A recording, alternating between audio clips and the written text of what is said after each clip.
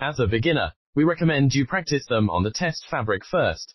You can also use the marker pen to help you align the position of the male stud and the female socket more accurately.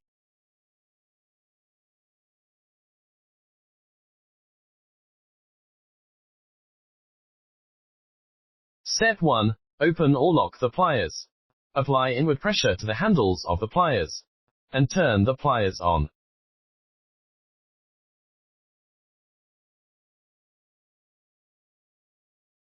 Step 2. Make the marks for the male stud and the female socket.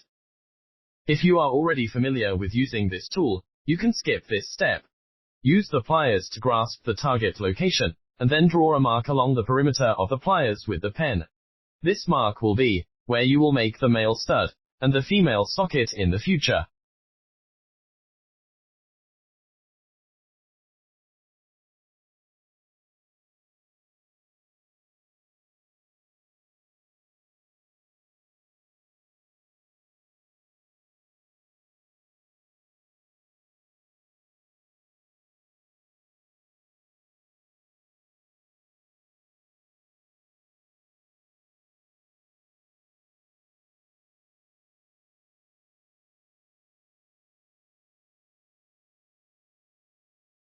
Step 3. Make the male stud. Place the spiked ring inside the gasket, on the hollow end of the pliers, with the spike facing the gasket on the solid end of the pliers.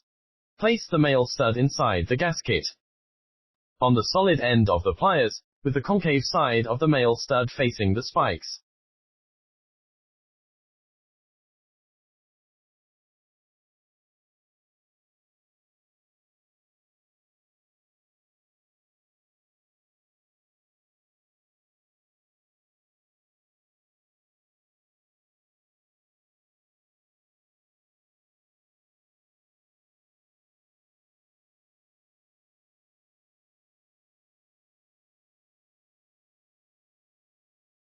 Align the spiked end of the pliers at the mark made in step 2, and hold the handle of the pliers firmly.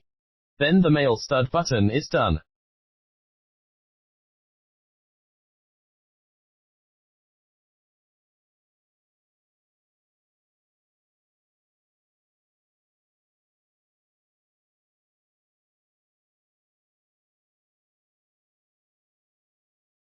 Step 4. Make the female socket. Place the spiked ring inside the gasket, on the hollow end of the pliers, with the spike facing the gasket on the solid end of the pliers. Place the female socket inside the gasket, on the solid end of the pliers, with the convex side of the female socket facing the spikes. If in the above steps, you installed the wrong side of the part, wrong parts can be removed through the pin.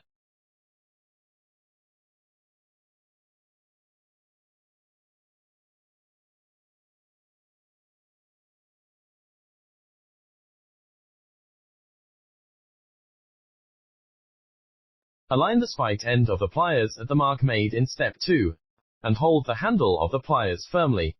Then the female socket button is done.